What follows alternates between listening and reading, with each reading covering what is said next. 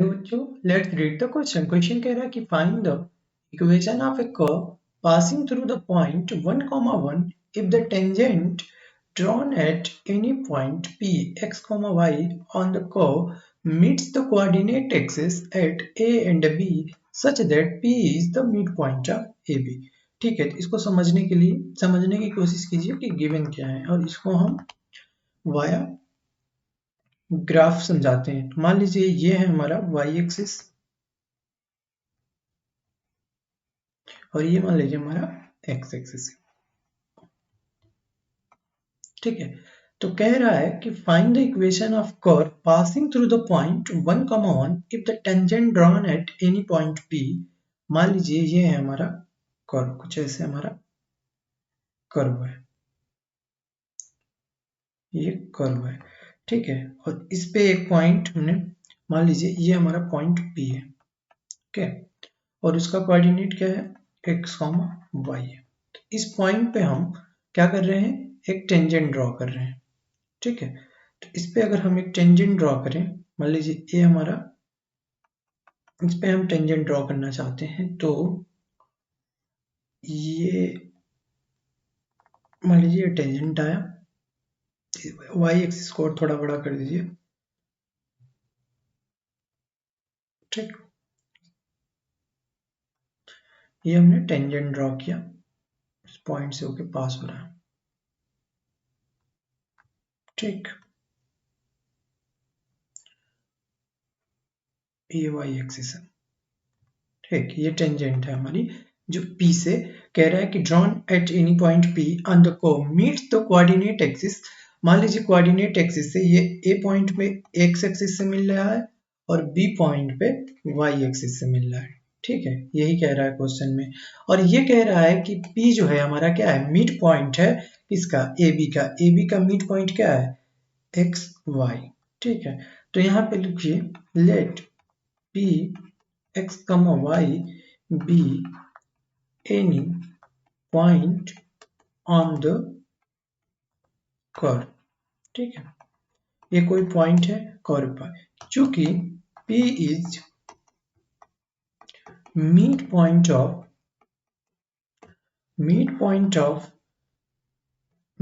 Of AB, इसलिए जो coordinate हो जाएंगे, इसलिए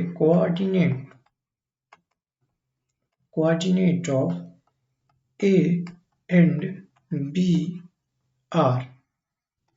तो A के जो कोऑर्डिनेट हो जाएगा बच्चों, वो हो जाएगा हमारा, देखिएगा ये क्या कह रहा है कि x क्या है, x, y मिड पॉइंट है, यानी x जो x ऑर्डिनेट होगा वो होगा हमारा इसके x1 इसके x2 के सम का हाफ, यानी x1 plus x2 by 2 equals to x होगा। यानी ये वाला जो कोऑर्डिनेट होगा ये होगा हमारे पास 2x, 0, और b जो होगा सिमिलरली y कोऑर्डिनेट वो होता है y1 प्लस y2 बाई 2, तो ये हो जाएगा हमारे पास 0, 2y। ठीक है, तो इस तरह a और b हमें मिल गया। Now slope of AB। अब AB का जब स्लोप निकालेंगे बच्चों, तो चूंकि हम जानते हैं जो पॉइंट फॉर्म में स्लोप होता है वो होता है हमारा y2 minus y1 divided by x2 minus x1। तो ये हो जाएगा बच्चों, देखिएगा y2 माइनस y1 यानी 2y minus 0 divided by 0 minus 2x, या फिर 2 से 2 कैंसिल आउट, हमारे पास क्या बचा, माइनस का y बाई एक्स। और स्लोप एक्चुअली किसके बराबर होता है, वो होता है dy upon dx equals to, यहाँ पे हो गया माइनस y बाई एक्स। तो अब क्या करिए बच्चों, x को एक पास और y को एक पास, वेरिएबल सेपरेबल, तो ये हो जाएगा dy upon y equal to minus dx upon dx upon x। Integrate कर दीजिए बोथ साइड्स का। नाउ इंटीग्रेटिंग,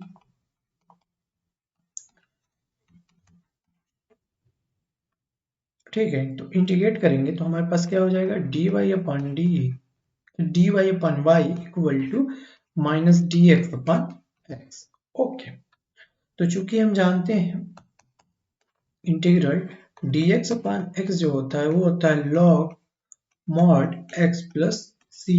तो ये हो जाएगा हमारे पास log y और ये हो जाएगा माइनस log x। और यहाँ पे देखिए अब एक कांस्टेंट कोफिशिएंट आएगा, तो जब log log वाला टर्म होता है तो जनरली log वाला ही कांस्टेंट लेते हैं, तो हमने log c ले लिया। तो इसको इधर ट्रांसफर करेंगे तो ये हो जाएगा log y plus log x और इसको यहीं पे रखिए log c। ओके, तो जो चूंकि log m plus log n जो होता है बच्चों वो होता है हमारा log m n के बराबर होता है, तो ये हो जाएगा log y x equals to log c। तो दोनों कंपेयर कर देंगे तो ये हो जाएगा y x बराबर c। Since curve passes through